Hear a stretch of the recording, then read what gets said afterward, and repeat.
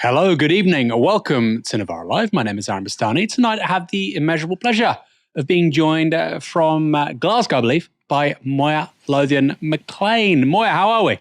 I'm well. Yeah, I am in Glasgow. I won't dox myself any further, but yes, I am over the border. There's very cozy, warm lighting up there. I mean, maybe it's just to make up for the colder weather. I do think the Scots do winter very well. The rugs, the fires, the whiskey. How are you finding your time there so far? I love Glasgow. I think you'd really love Glasgow because it's stuffed full of this like fascinating Victorian architecture. The people are really interesting. Obviously, the cost of living is less, and the things that are. I know we always talk about Scotland as sort of like this utopia sometimes because there's less, I guess, private creep in the way that is in England. But I found out the other day that they don't have no fault evictions here, and they're currently putting a rent control bill through Holyrood. So it kind of feels like heaven in some ways. In other ways, however, I have discovered what it's like being an English person in a country that might be more hostile to your accent than I'm used to. So that's been a culture shock. Yeah, the thing about Glasgow that really is amazing for me is just this, this huge, historic, in many ways, world city, which doesn't have a financial district. Of course, they're all in Edinburgh. Similar vibe in Germany. One of the reasons why I quite like Berlin. Tonight, we're talking about rent to rent, the latest practice from Britain's often parasitic landlords. I wouldn't say that, of course. Rachel Reeves' budget is on the horizon. There's some good news and some less good news for Labour today. And hundreds of prisoners have been released early. Stay tuned for all of that later in the show. The smell of death is everywhere. Those are the words of UNWRA's Commissioner General after nearly 3 weeks of Israeli bombardment of northern Gaza. Here's what Philippe Lazzarini said on X. SOS from our UNWRA staff in northern Gaza. Nearly 3 weeks of non-stop bombardments from the Israeli forces as the death toll increases. Our staff report they cannot find food, water or medical care. The smell of death is everywhere as bodies are left lying on the roads or under the rubble. Missions to clear the bodies or provide humanitarian assistance are denied. In northern Gaza, people are just waiting to die. They feel deserted, hopeless and alone. They live from 1 hour to the next, fearing death at every second. Lazzarini went on to call for an immediate ceasefire as a, quote, bare minimum to save civilian lives. That statement came as strikes continued in Gaza and Lebanon. At least 45 people have been killed in Gaza this morning, medical sources speaking to Al Jazeera said.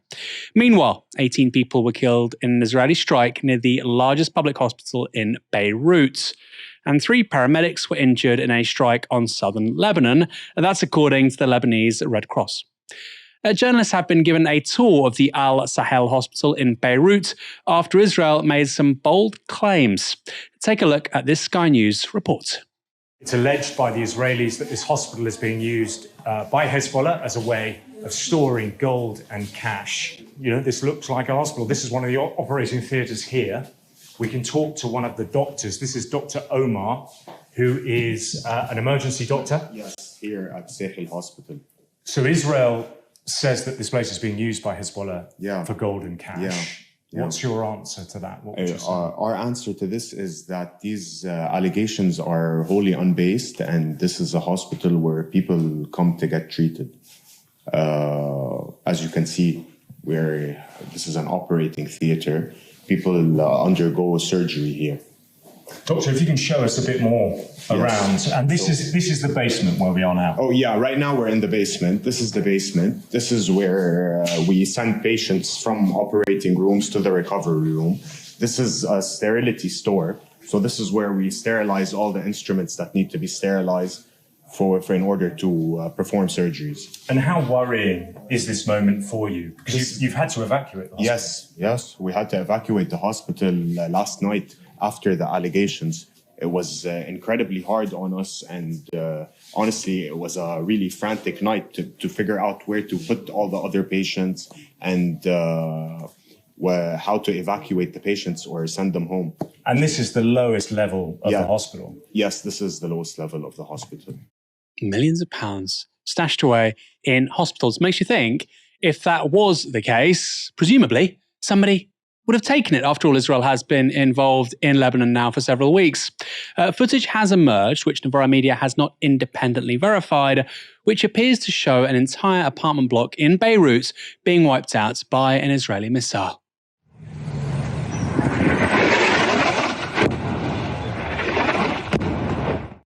US Secretary of State Antony Blinken landed in Israel today in an effort to revive ceasefire talks. But in a press conference, Hezbollah said there would be no negotiations with Israel while fighting is ongoing. The militant group also claimed responsibility for an attempted attack on Israeli Prime Minister Benjamin Netanyahu's house. A drone hit Netanyahu's holiday home on Saturday, although the Prime Minister wasn't there. And meanwhile, investigators are trying to find out how classified US intelligence documents assessing an Israeli plan to strike Iran got leaked into the public domain. The documents appeared on Telegram on Friday, and they suggest the Israeli Air Force is planning to carry out an expanded version of a missile attack it carried out on Iranian radar bases back in April. The incident is embarrassing for Washington. Here's how US National Security spokesperson John Kirby responded earlier today.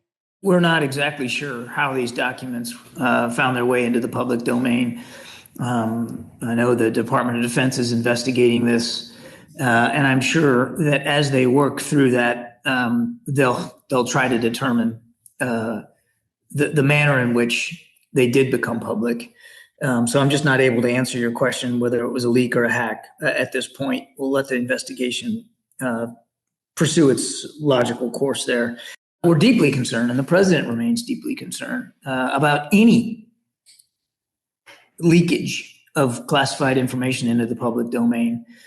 That is not supposed to happen, and it's unacceptable when it does. So he's deeply concerned about that, and you can rest assured that he will be actively monitoring the progress of the investigative effort to figure out how this happened. And obviously, he'll be very interested in hearing any mitigation measures and recommendations that come as a result of the investigative efforts and how to prevent it from happening again. Kirby there saying that the Americans don't know if this was a leak or a hack. And I think that's really significant, not least because some have speculated around a leak potentially coming from inside the US military establishment, upset as they may be with their country's support of Israel.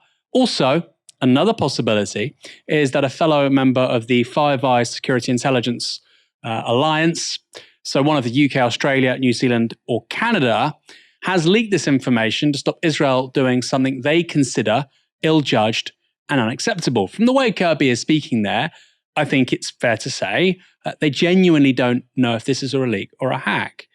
Doesn't feel like they're trying to cover anything up.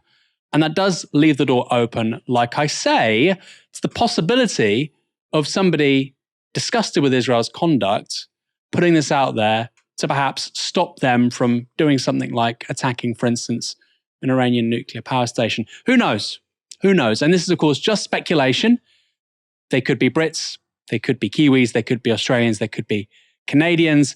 If that is the case, it really is a major breach and, of course, a major story. That leak is a major story regardless. The fact that information is already out there is huge. Precisely who put it out there? Well, that could make it more interesting still. Decades of politicians acting tough on crime have led to what experts call sentence inflation. As sentences get longer, prisons become more overcrowded, meaning that conditions get worse and rehabilitation is harder than ever. In a bid to get on top of this situation, today the government released over 1,000 prisoners early to ease overcrowding. The release led to some now former prisoners celebrating with friends as they were picked up in luxury cars in scenes that were predictably seized upon by the right-wing press and politicians. The Telegraph reports that one of those released this morning was 29-year-old Daniel Dowling Brooks. He was freed 7 weeks earlier than expected from a 7-year sentence for kidnap and grievous bodily harm. Dowling Brooks was pictured in front of a £150,000 Bentley and reportedly shouted, "Big up Keir Starmer." Doesn't he know he's a sir? The early release was given a cautious welcome by Andrew Nielsen, Director of Campaigns at the Howard League, which campaigns for prison reform. I think it is the right approach. It's far from ideal, obviously. Emergency measures, early release, it's not what a new government would want to be doing. But the government inherited a very serious problem in prisons, both a capacity crisis, literally running out of cells, but also what has been in the news, but perhaps less prominently for many, many months, years, in fact, which is the state of the prisons, the pressure that overcrowding puts on them in terms of violence, drugs, and a lack of rehabilitation taking place. You mentioned rehabilitation. Are people ready to be released from prison early? I hope you understand what I mean by that in terms of what happens to them when they are in prison. Are they now at the point where they're ready to go back into society? Well, as I say, this is a far from ideal situation because for some people, they won't be ready. The exigencies of freeing up the prison space means that this is a relatively blunt tool. But what we hope is the fact that the announcement was actually made in July that this would take place. The second tranche of people are only now getting early release in October. And so the hope is that that has given both the prisons and the probation service in the community the chance to prepare services around people so that hopefully we do not see large numbers of people recalled to custody, although that is, of course, the fear. We know, don't we, that more than 8,000 people in England and Wales, 12% of prison leavers were released from custody straight into rough sleeping last year. That's an increase on the previous year. So will prison leavers who are coming out of prison at the moment be more at risk because of that, of reoffending? Well, we haven't seen evidence yet that they're more at risk of reoffending, but certainly we have seen people being recalled and we have seen people being released to homelessness. So this really tells us how powerless the situation, both in prisons and in probation, has got. And it's why the government has to get a grip of the problem. And early release, while not perfect, is a way of reducing pressure on the prisons so that they can start to look at other solutions. And that's why the sentencing review that's been announced today, chaired by David Gauke, a former Lord Chancellor, is the other really crucial ingredient in solving the problems that we see in our criminal justice system.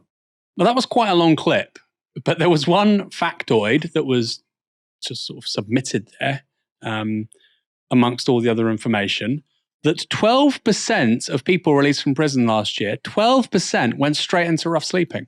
12%. And I checked that figure. It's on the BBC website from September this year. So it's up to date. It's legit. It's the truth. 12%. Isn't that crazy? And then you have people on the right saying, why are reoffending rates so high? We have serial criminals. Well, if somebody's leaving prison to go sleep on the streets, they were guaranteed a meal and somewhere relatively warm, safe to stay before. The incentives would be to go back inside. Now, I'm not suggesting people commit crimes to go back to prison and get off the streets. But it's hardly surprising if somebody is released from prison, then they're street homeless, that they might reoffend. After all, you can't get a job if you don't have a permanent home address. And of course, you can't get a permanent home address unless you have a job. You need to pay the rent. Relatively straightforward, you would think. Lost on a great portion of our political class, however. The release of inmates, the second tranche released by this government, precedes a justice review led by the former Justice Secretary, David Gauke. That review will explore the use of technology such as tags to increase the use of non-custodial punishment. In other words, putting people under some forms of house arrest. Justice Secretary Shabana Mahmood explained on the Today programme. We have to expand the use of punishment outside of prison. And I'm very clear that that has to maintain the confidence of the public. People still have to know that you are being punished for breaking the laws of our land, even if you're not serving time in custody, that there are real consequences, that you really feel the loss of your liberty still. And we have at the moment a range of technology that we use in order to supervise, monitor offenders when they're not serving a sentence in prison. Yeah, so that the includes in the tags. future. That includes tags.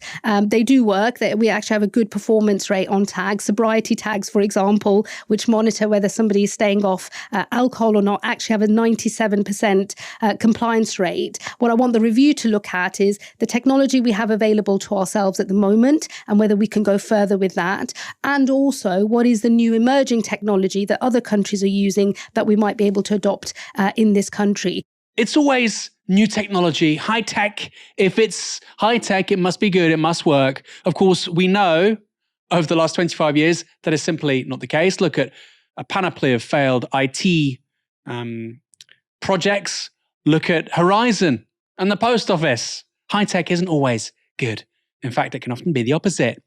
But while Mahmood was clear that you can't build your way out of this crisis, she wasn't entirely precise about whether she wants fewer people banged up or not.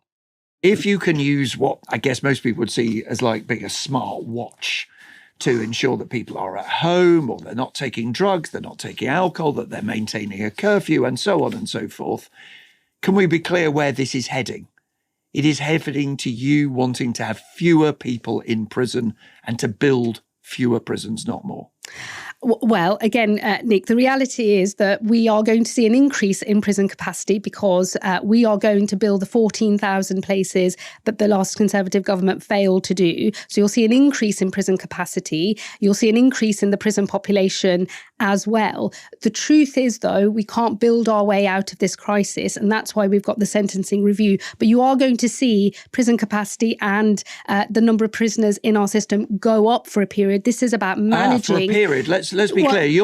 Are you saying, sorry, let me just make this clear for people. Are you saying that you want to curb the speed of increase of the prison population? In which case, frankly, Secretary of State, you're not changing very much at all, are you? Just making the budget add up.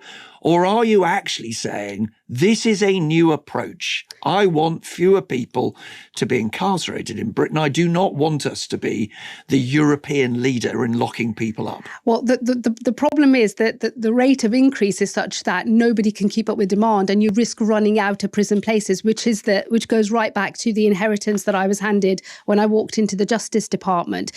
We are in danger of running out of prison places. We reach critical capacity again by next summer. We cannot build our way out of this crisis. To put it in context, I have HMP Birmingham in my constituency. That's a very large, older Victorian prison, has a capacity of over 1,000. We need to build nearly 5 of those every single year to keep up with demand. So we do have to manage demand into the prison system. But for a period, it's obvious that demand is going to go up because we are going to have to build those 14,000 places. If we don't, we run out of prison places earlier than we would expect. So the crisis is so acute that all of these things, building more supply, dealing with demand, they have to be part of the solution. But in the end, the sentencing review is our best opportunity to set a new trajectory where we can manage that demand, where I can make sure we never run out of prison places again, where there is a prison place for everyone who needs to be locked up, and where we expand the range of punishments outside of prison as well. Prison places for all. Who said that Keir Starmer doesn't believe in social democracy? Interestingly, the sentencing review will not be considering people who are locked up under the controversial Imprisonment for Public Protection, IPP scheme. IPP has been described as, quote, the greatest single stain on our justice system, and has been criticised for leaving people convicted of minor crimes languishing on indeterminate sentences. It's so bonkers, it was abolished in 2012, but not retrospectively. Mark Day, Deputy Director of the Prison Reform Trust, said this. It is vital that the government does not lose sight of the ongoing injustice faced by thousands of people, thousands, still subject to the abolished IPP sentence. Particular effort needs to be focused on progressing the sentences of those who have never been released and remain in prison many times over the length of their original tariff. It feels like low-hanging fruit. Why are these people still locked up? Moya, you can talk about whatever you like with regards to prisons and early release, but I want to know first what you made of Shabana Mahmood's comments. I mean, Shabana Mahmood's comments are probably the aspect that I find least interesting or telling, because I think any Labour minister that's put on the news round at this stage is still in campaigning mode. So they are literally trying to say whatever they think various bases will hear, then sometimes has absolutely no basis in what they're actually going to do. And we still don't know what they're going to do until various budgets, etc., pass. So I find it very difficult to kind of gauge Labour's direction of travel. They talk about, we're going to make changes to this thing and then change this thing, but we're not going to move too fast, we're not going to move too slow. And it's like, which horses are they trying not to spook? In short, I don't trust a word that comes out of a Labour official's mouth, but perhaps not for the reasons that other people don't trust the words that come out their mouth. I want to talk a bit about IPP, because you're right, it is such low-hanging fruit. It was a provision that was invented by David, or brought into being by David Blunkett. He says it's the legislation that he regrets most. And it's because it was legislation that was designed for offenders who committed very serious crimes, but weren't going to be given a whole life tariff. Instead, what started happening was judges across England and Wales, because this justice system is the English and Welsh justice system. It's not the Scottish justice system, so it's not across the entirety of the UK. Across England and Wales, judges started handing out these, indefinite sentences to repeat offenders of very petty crimes, which is how you have, say, in Manchester, someone like Wayne Bell, who was 17 when he stole a bike. He's now 34 and he's still in prison.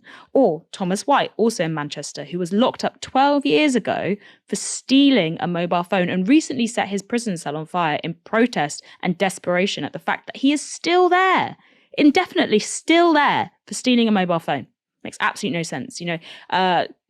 I'm just going to talk about suicide quickly. At least 90 prisoners who've been imprisoned under IPP have died by suicide. And 700 of the more than 2,000 that's still in jail are serving sentences that are 10 years more than the minimum term that they should have been sentencing. So I think that switch to IPP is not only there's the tragic human cost, but there is also, it showed these cracks that were already in the English justice system.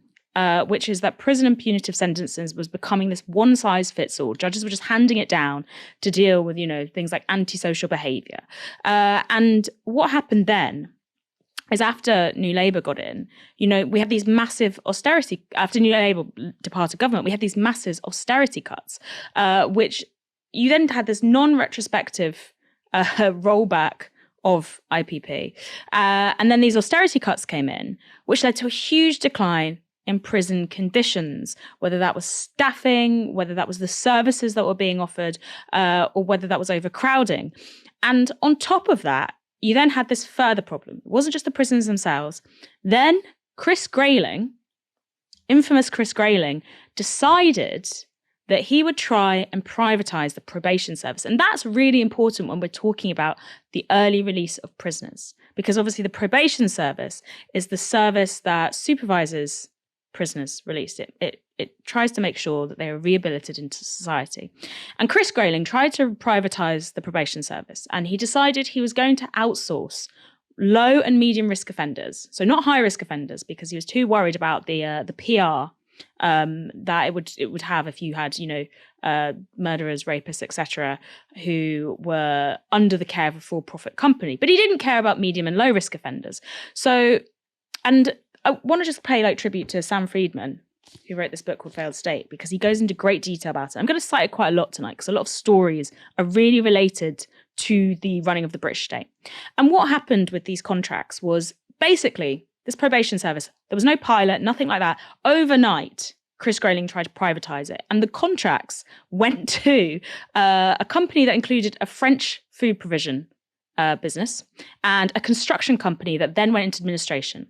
And in 2019, it was judged that Chris Grayling's botched privatisation of the probation service was so bad that the probation service was then pulled back into public control. And it takes a lot for the Tories, who are then in government, to pull something back into public control. It's a real mess. And this botched running of the probation service has been attributed to really horrible tragic avoidable cases like the murder of Zara Alina in 2022. She was killed by somebody who had wrongly been assessed by an inexperienced probation staff under huge pressure. This is what the report said, the murderer had been assessed as not being high risk. This is what happens when you have this probation service. There's this flip one side where offenders who have a high risk of offending in serious crimes will be missed. And then you have this other side, which we talked a little bit about, which is where offenders who need support, who really need support, and that's the probably vast majority of offenders who are early release, who really need support to rehabilitate in society and find their feet again, don't have that support with the probation service. They're missed. There's huge gaps there. It's like any other, what the creaking service is like. That's what the probation is, and it's missing all these people. It's like the NHS, except it's dealing with people who've been released from this highly institutionalized, highly structured environment, which is often really inhumane conditions, back into society and just expected to get on with it because that support isn't there. And you said earlier, you were talking about homelessness rates. You're like, oh, I'm not suggesting that prisoners reoffend to go back into prison. Well, prisoners themselves who've been released under this early release scheme have literally said that. There was a person who was interviewed on Sky News the other day. I think his name was Leon Lear, and he was in Bridgend in Wales. And he was early release. He was the first tranche of early release prisoners. And he said that because he'd had this early release, the various services that meant to work in tandem and already do not work because of all the things I've mentioned, because of the cuts, because of the botched privatisation, all these services that meant to work in tandem didn't. So the housing services weren't prepared for him to be released. And that meant that he was released to homelessness. He's now street homelessness. And he told Sky that because he was street homeless, if it gets much colder, he would think about doing something just to get back inside. And when you think about reoffending rates, all the studies show that reoffending rates are linked to, it's not just like whether you can go out and it's linked to, your relationships, your housing, the healthcare. It's a whole holistic thing. And all these different parts of society are things that are under massive pressure. So I think it's a brave thing to do to sign this early release, to say we are going to release prisoners, knowing the amount of flack and headlines that you're going to get from, particularly the right-wing media. But all these other parts that mean that these people are not just going to go back in society and for various reasons reoffend or struggle or succumb to the different pressures that put them in prison in the first place, those things are not dealt with. And that's obviously, it's a long-term situation that they have to confront here. It's long-term problems that need long-term solutions. But it really worries me that people are just being thrown back in society without any of these safety nets that are meant to be there to help them reintegrate and rebuild a life after prison. You're absolutely right. Of course, some people do commit crimes in order to go to prison because it's a nicer place to be than on the streets. I don't want to sort of generalize too much, but it certainly happens. And the point about the probation service, Moya, I mean, I was on probation a few years ago. No, I don't mean work. I was literally being processed by the probation service for a relatively minor crime. Protest related, you might be surprised to hear. And that was after it was privatized. I remember talking to the probation officers about it. The whole thing was just a complete mess, a complete shambles. And it's really interesting to sort of engage with the folk politics of what right-wing voters might say. Well, get their bibs on, get them cleaning the street, pick up rubbish, get rid of graffiti, sounds good. All that Serco, which at the time was the company who were processing us, who were working with us within the probation service, we were just basically cleaning the same spot. You might as well clean up a load of rubbish and then empty it again so we can come back next week and do the same thing all over again. A giant waste of everyone's time, basically. And you just think if this was administered by the state, it could be so much more effective. With just a week before the Chancellor delivers her first autumn budget, remember, that's on the 30th of October, the economic news is coming through thick and fast. The Times reports that UK government borrowing is higher than forecast. It writes this. According to figures published by the Office for National Statistics, the government borrowed £16.6 billion in September, up by £2.1 billion from the same month last year, and the third highest total for that month on record. City analysts had expected the deficit to total £17.5 billion last month. September's deficit means that the government is now £6.6 billion in excess of the Office for Budget Responsibility's cumulative borrowing forecast so far this year of £73 billion. The explanation for that increase is relatively straightforward. This, again, is from the Times. Cara Pacitti, senior economist at the Resolution Foundation, an economic think tank, said that the borrowing overshoot so far this year, quote, reflects central government spending, which is 11.5 billion higher than anticipated, largely due to public sector pay rises and higher running costs. Reeves announced a £9 billion above inflation pay deal with public sector workers in July. I think the Times is being a little bit naughty there. That excess for the deficit from public sector pay rises predates the ones agreed by Reeves, as I understand it. But of course, the Times wouldn't want to put that at the feet of the Conservative Party, would they? There is some good news ahead of the budget too, however. That's because the IMF has upgraded growth predictions for the UK economy for this year. 3 months ago, they had forecast 0.7% growth for the UK economy in 2024, but today that's been upgraded to 1.1%. Of course, that isn't especially high, and it means that given population growth is around 1%, per capita GDP is standing still. Nevertheless, higher projected growth is good because that will mean higher projected tax receipts, and that is music to the ears of Rachel Reeves. The IMF then expects growth to pick up further in 2025 to 1.5%, which will be the third strongest forecast for economic growth among the G7 economies. And given inflation in the UK fell to 1.7% last week, the IMF's chief economist, Pierre-Olivier Gourinchas, told the Financial Times that the Bank of England could cut interest rates quite quickly. So, higher growth than expected, rising real wages, and several interest rate cuts. It does make you think, why did Rishi call an election before any of this kicked in? Of course, given the deficit last year was £120 billion and state services need massive investment, tax rises remain inevitable. And one group of MPs have come up with their own rather modest proposal. The Guardian reports this. Cross-party MPs urge Reeves to impose 2% tax on wealth above £10 million. That write-up goes on to say this. In a letter to Chancellor, the MPs, including the former Labour leader Jeremy Corbyn and his then Shadow Chancellor John McDonnell, say she could raise £24 billion a year from a 2% tax on wealth above £10 million and lay the foundations for a fairer, more sustainable economy. The signatories from Labour, including Diane Abbott, all four Green MPs, the Liberal Democrats, Plaid Cymru, the Social Democratic and Labour Party, and the Alliance Party of Northern Ireland, as well as independents, argue that wealth is undertaxed in the UK and a new levy on the rich would generate, quote, a large stream of revenue. The letter, organised by the campaign group Green New Deal Rising, says in contrast to the general trend, taxes on the very richest are only slightly more onerous than they were in the mid-1960s.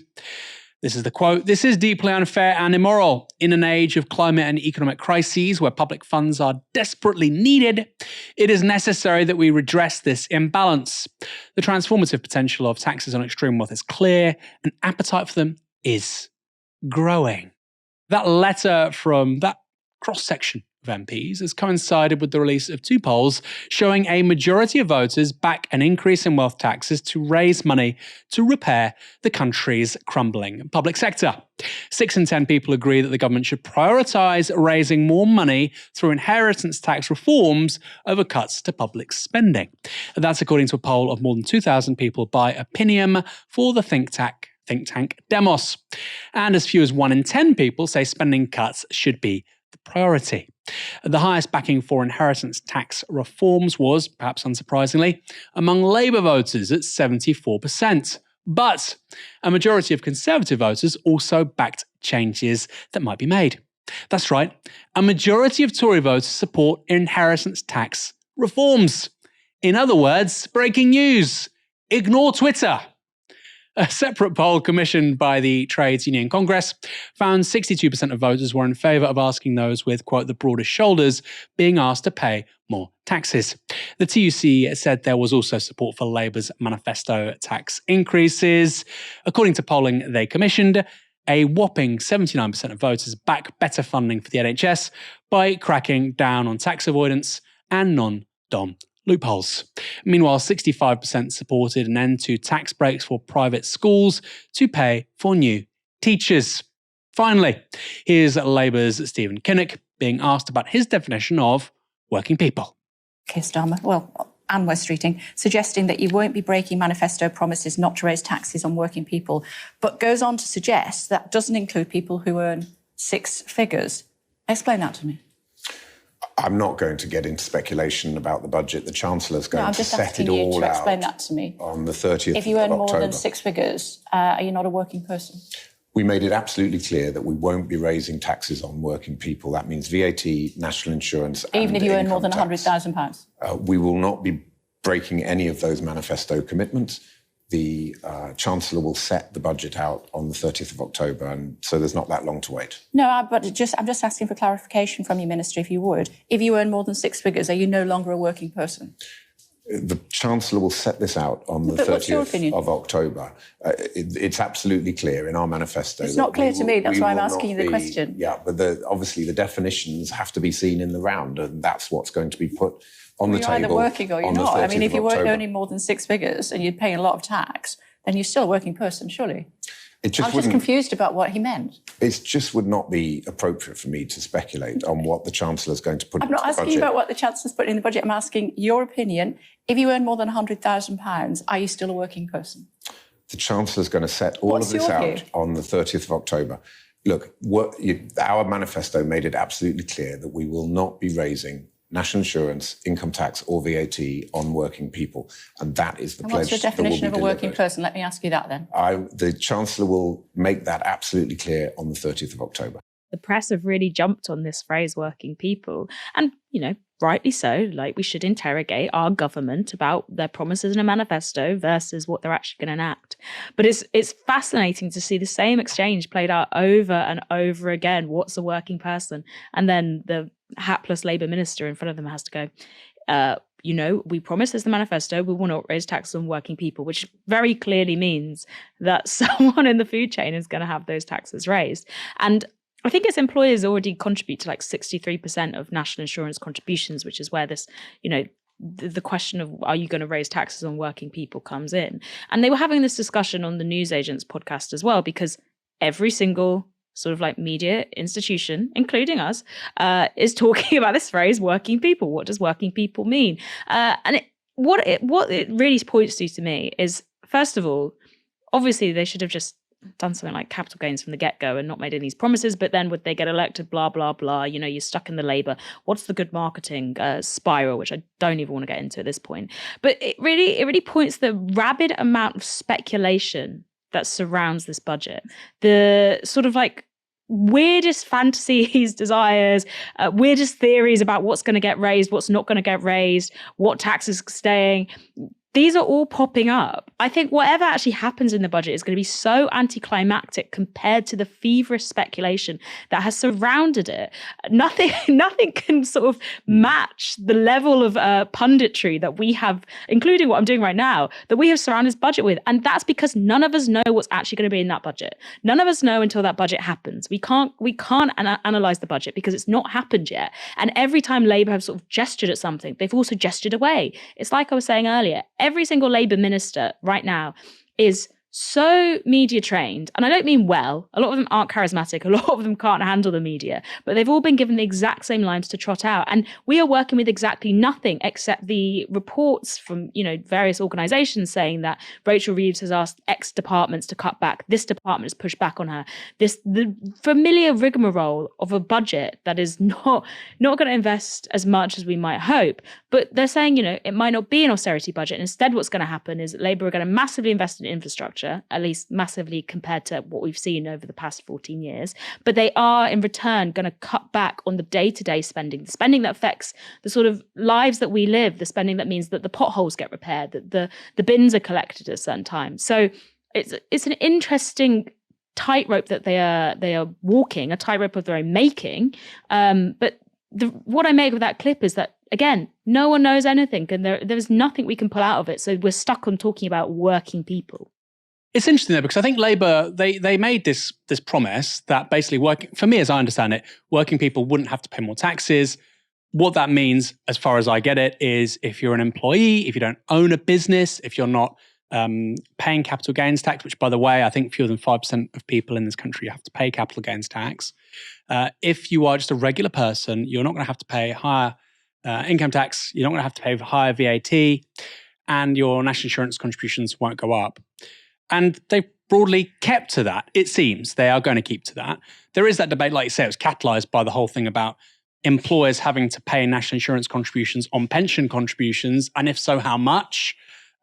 Yes, of course, that probably would feed through to employees losing money or their pension contributions being lower. But I still think by the letter of the law, Labour are kind of keeping to their own promises there. And I should also say, personally, I find it outlandish that Labour have kept to the national insurance contribution cuts that the Tories introduced over the last 12 months. Of course, under Jeremy Hunt as Chancellor, your national insurance contributions went down from 12% to 8% in two loads. They went down 2% and then 2% again. To be clear, like I say, we ran a budget deficit last year of £120 billion. The interest payments on Britain's public debt, we can talk about public debt, we can talk about whether or not you should be able to run deficits to pay for stuff that will generate future revenues. I think you can. I agree with John Maynard Keynes.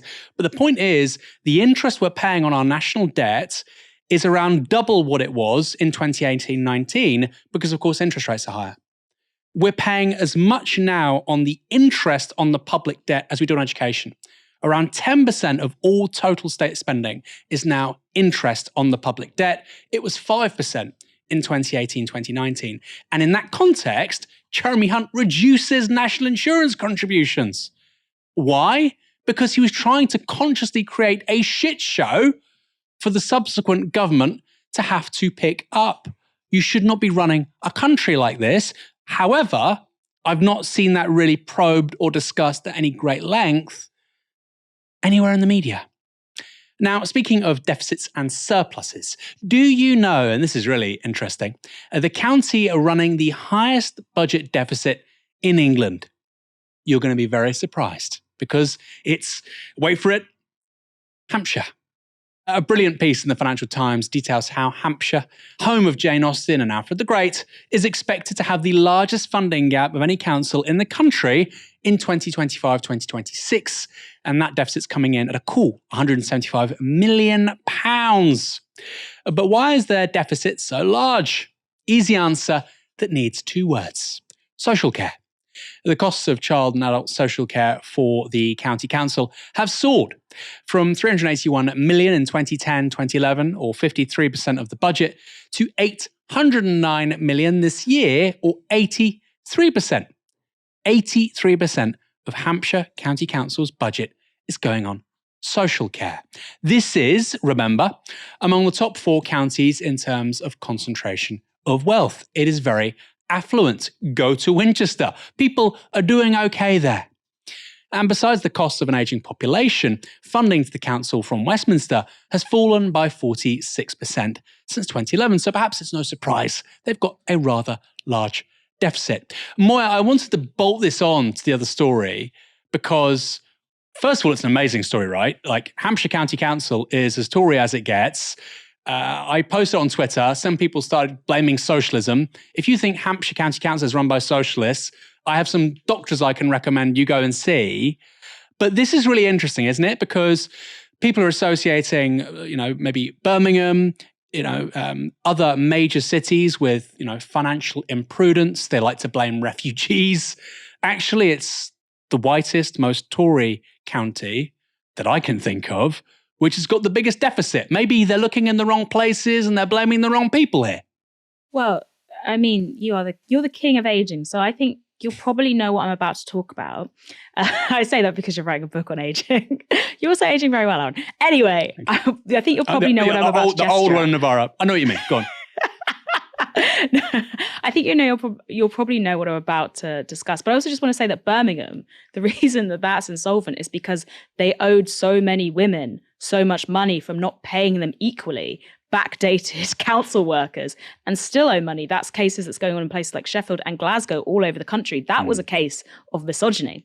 But this, you said that FT article was amazing. And I think it was good, but it missed out a crucial thing.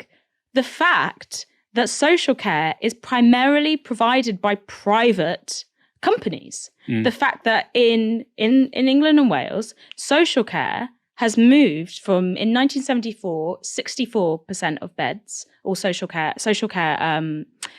beds were provided by the state. Now, I just want you to guess how many it is. How many do you think it is?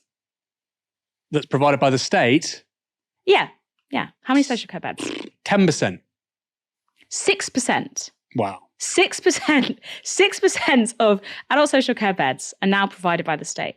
The reason that Hampshire has such a huge deficit and it's mostly spent on adult social care is because they're having to pay private providers because of outsourcing, because of the privatization that is baked into our state. They're having to pay them such a large amount of their increasingly stripped back council budgets. And again, I need to go to Sam Friedman for this because this book covers so much about these mechanisms. And I really want to pay sort of tribute to the fact that he's done this work and he's done this research. And it's a really good sort of primer on these places. So basically, most of our taxpayer funds in adult social care is going to for-profit firms. And there's another fact that's really exacerbating the problem because private equity has got involved with adult and child social care. And private equity is one of those, you know what it is, but it's like one of those, and to try and explain it in terms that doesn't make it just sound like gobbledygook to everyone, because that's what they want. It's basically when, I just call these companies carrion. They're like vultures, right? They feed off carrion. They exist just to buy other companies and create value for investors, which means you buy a company, you load it up with as much debt as possible. You slash all these costs and then you sell it off at a price and give all your investors loads of money. You don't care about how the company's running. You do not care about the fact that it's now sold on with a load of debt. You've just run away and taken lots of profit. Like Blackstone are massively in the adult social care sector now. And because councils have to pay for this social care and their budgets have fallen to the things they can offer, as well as private equity getting involved, smaller independent providers who maybe could provide actual good, local care, can't afford to run the homes anymore, can't afford to run the services. Guess who can? These big private equity-backed firms. And what these private equity firms do with adult social care is they also have a very complicated sort of labyrinth that they mess around with housing as well. So they're leasing houses back to the council and then leasing beds within them. Everything is privatized. Everything is sort of bought, done at a shoddy level and then, rented back to the council essentially. Or the council is contracting to use these services. But what these private equity firms are also doing is they just load and unload to each other in a chain. And I'm just going to read you a quick example of what that looks like. So this is a company called Four Seasons that used to be the second largest adult social care chain when it went bust. It went into administration in 2019. And these are the groups that owned Four Seasons in part of that journey, in part or its entirety. A British private equity firm called Alchemy Partner, Alliance Capital Partners, a German private equity firm, 3 Delta LLP, an investment fund backed by Qatar, the American hedge fund Monarch Alternative Capital, Terra Firma, which is a British private equity group, and then Capital Partners, a hedge fund in Connecticut, took over Four Seasons. And by 2019, it was managed by insolvency experts and had gone bust. And all of this stuff is deliberately complicated. It's deliberately this web, this labyrinth of sort of speculation and debt and profit that all these investors can extract. And what they forget about is on the ground level, the level that we see, the day-to-day, it's councils, residents, and the staff in real life who need care, who need solid workplaces, who need paying well, who need to not spend the majority of their budget on these vultures who are increasingly shortchanged. And it baffled me that FT article didn't have anything about the private provision of adult social care. And in Hampshire, one of the reasons that Hampshire will also be spending so much money is because it has an aging population. But there's also these firms, they flock to places where there are more old people because they know they can get more money out of the council. What an interface. Pro-market conservative people in charge and an older population. Hampshire, of course, has both. Some people in the comments more saying, I have to buy this book by Sam Friedman. It is very good. I've only glanced through it. I have to say another great book on wealth management, private equity is by Brett Christophers. The title is Our Lives in Their Portfolios, Why Asset Managers Own the World. We did an interview with Brett here on Novara Media. You can check that out on our YouTube channel. I think it's got 350,000 views. I did not expect that. You think talking about asset management, private equity, quite boring. He's actually a very good storyteller. And Moya is absolutely right. This is so, so important. These funds come in, they buy low, they ramp up prices, they don't invest, they sell high because, of course, they're making money through not investing, through ramping up prices. They go in and out, sector after sector, making the utilities, the resources, the services we all rely on worse and worse and worse and worse. Hugely important. And of course, in these funds, major investors are pension funds. And I don't think this is talked about nearly enough. Pension funds are funding the deindustrialization of this country. They're funding, actually, often the industrial base of countries overseas. They're trying to make as much money as possible. You can't really do that building stuff we need in the UK. You have to invest it into stuff like this, or making stuff that we make here in the UK or in France or in the US, making it more cheaply elsewhere. But the right still love this stuff. Maybe it's because they don't know the consequences, or maybe they do, and they're just not really honest about their political motivations. Maybe they don't have the real national interest at heart. Who knows? Britain is experiencing a housing crisis, and a mixture of inadequate supply and a lack of social housing means that councils increasingly use private landlords to house vulnerable people. But I don't want you to worry, because a lady called Shelley Maria Yates, an online mentor and property investor, is here to help. Here's a slideshow she recently posted to her TikTok accounts, which went viral both there and on Twitter. I'm going to read you the captions. This is the first screen. Whilst people are stressing themselves out trying to make profit on Airbnb, I'm doing this instead, stress-free, and hardly anyone talks about it. Someone sourced me this 8-bedroom HMO where the landlord was open to company let. I had to pay a £3,000 sourcing fee for this, but you can also do this for free by going on Open Rent, Spare Room, Rightmove, etc. We went to meet the landlord and view. The property was basic, but generally good condition. The landlord accepted our offer of £3,600 to rent all rooms for the next 3 years while he was out of the country. Then, rather than doing what most people do, which is try to fill the rooms with students or spending thousands on doing drastic renovations and stressing myself out trying to get the occupancy rate high week on week to make profit, we contacted a local emergency accommodation provider who was desperate for rooms for homeless people and would pay £4,200 a month to rent the rooms back off me for the next 36 months. They pay bills, maintenance, and cover any voids, which leaves £600 passive profit per month for me. This is called rent-to-rent social housing. Whilst everyone's talking about Airbnb, I'm doing this stress-free instead, and also helps people desperate for a home. Thank me later. Thank me later. Maybe not. Maybe I won't thank you at all, because this kind of feels unethical. And it turns out I'm not the only one who thinks so. Here's just a few of the comments in response to that bit of content. Social housing is on fire at the moment. Well done. How do you sleep at night? This feels unethical, overcharging emergency service providers when they could use that money to house other families experiencing homelessness. Now, fortunately for us, Shelley Yates responded to some of those comments in another video on her TikTok account. Let's talk about how emergency accommodation actually operates, okay? So, with emergency accommodation, generally and a lot of the time, because there is such a shortage of housing stock, they are placing families in hotels. Now, the cost to do that is absolutely ridiculous. They're paying upwards of sometimes £100 per person per night. So think of a family of 4, you're looking at about £400 per night. So emergency accommodation providers are forced to put people in hotels because they don't have housing stock, okay?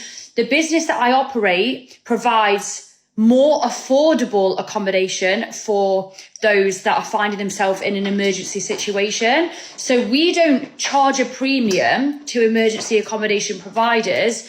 We provide them. We basically source the building, sit in the middle of that deal. Yes, we're a business, so we make profit from that. Every business needs to make profit, of course.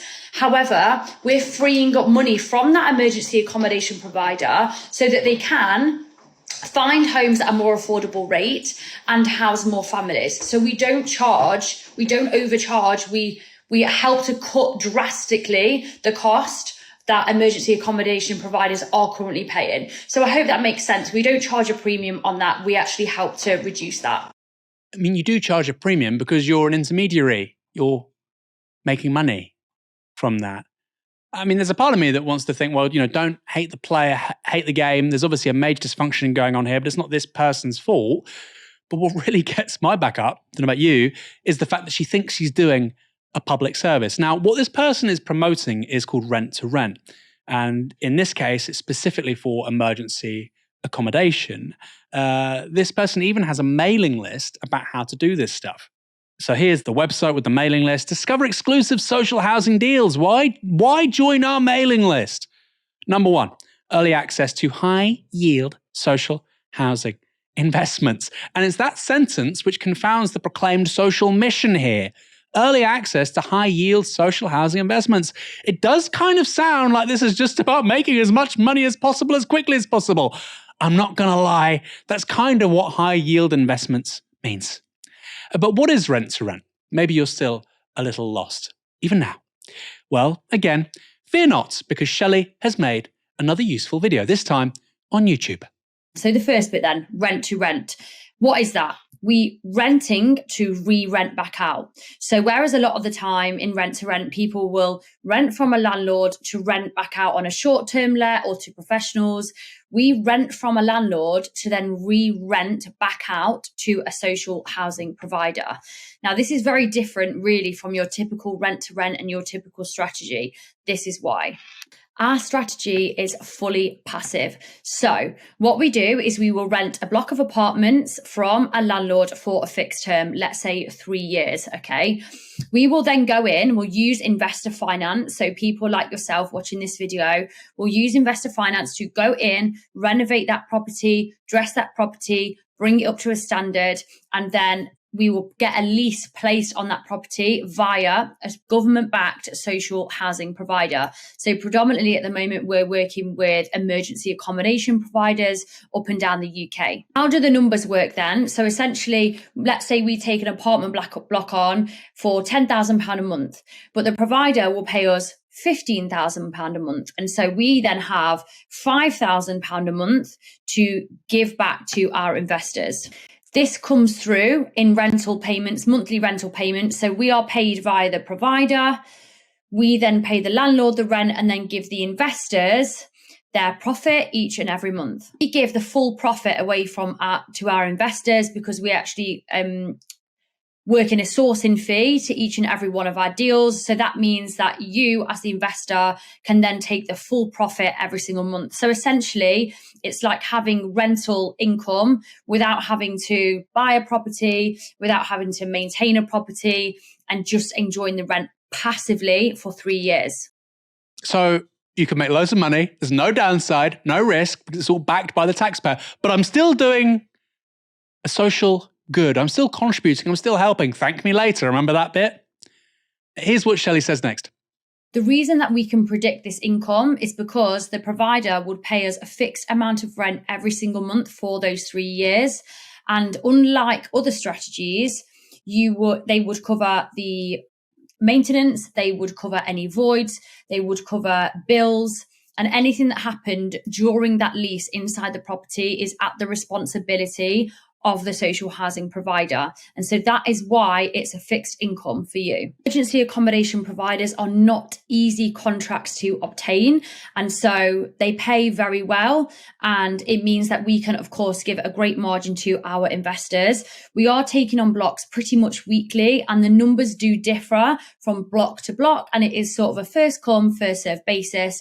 Sometimes we also do viewings up and down the country, which we will, of course, invite investors to if they wanted to come along and have a look. If you are someone who really would like to give back to your community, it is a really great ethical investment too.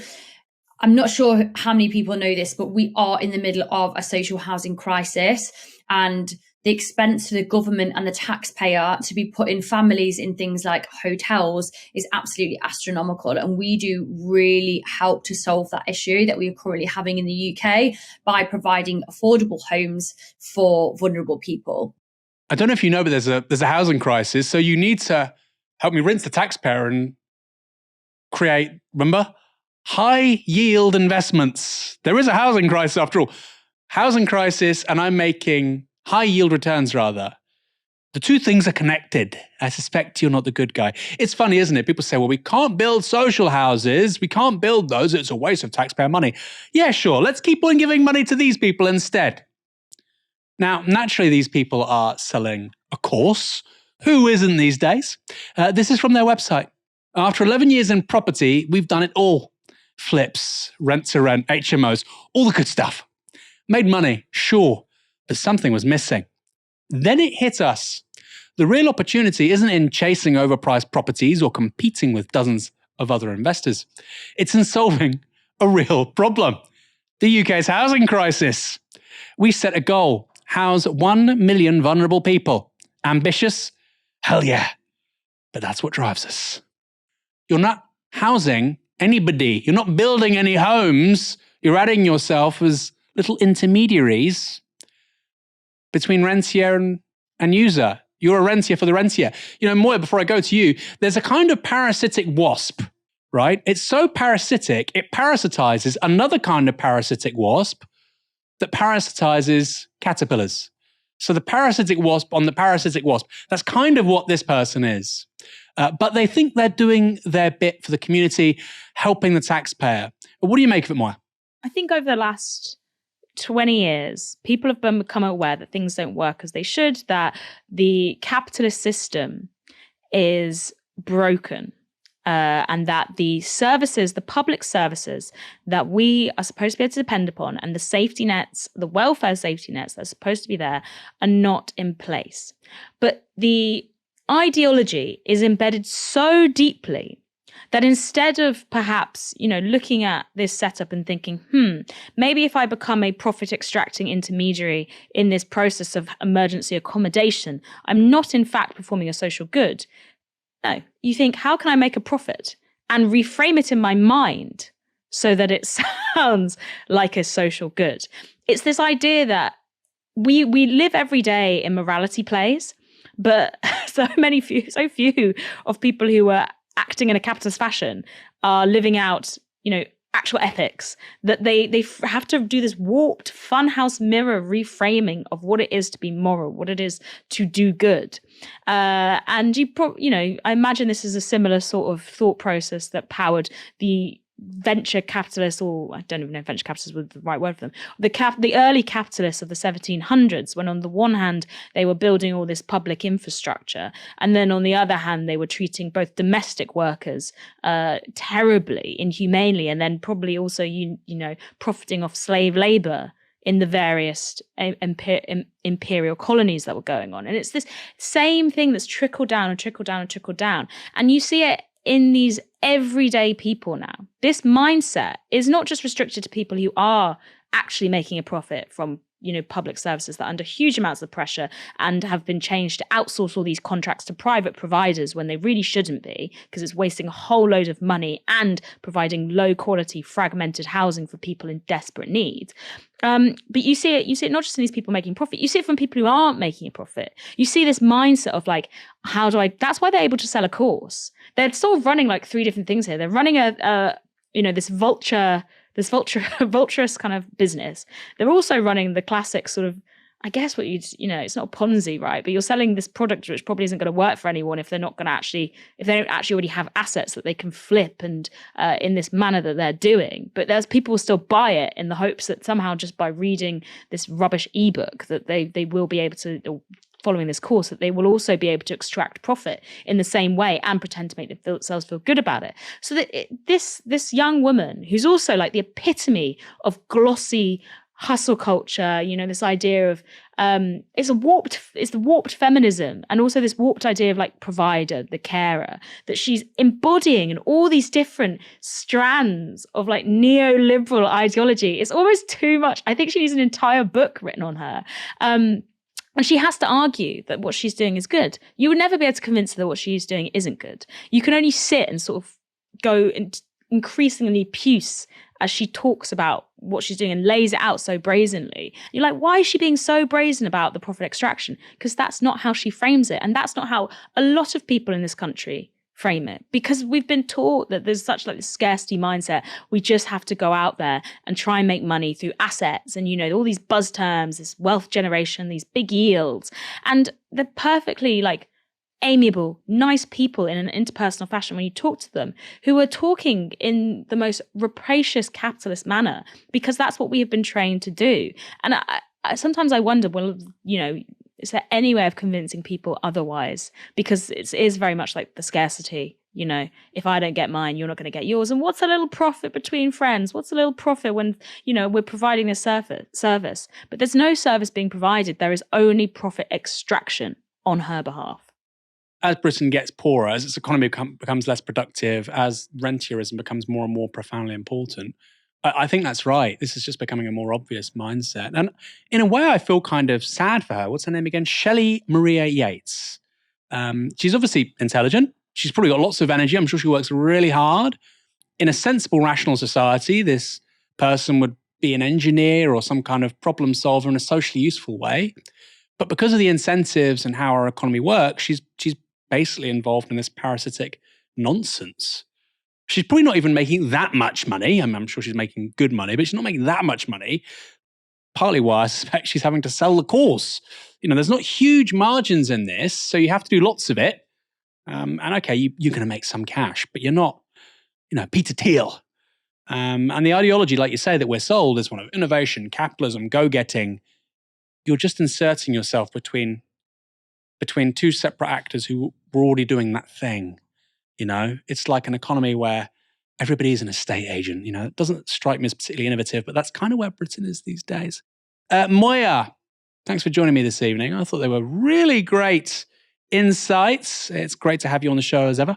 See, when I go away and I walk around the people for a bit and I do a bit more reading, I come back refreshed and ready to go. It's been an absolute pleasure to be back. I hope to see you in the very near future.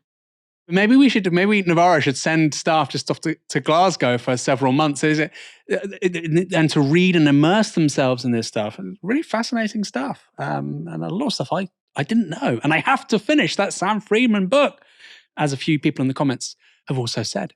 And thanks everyone for watching this evening. Come back tomorrow for another show from 6 p.m. For now, you've been watching Novara Media. Good night.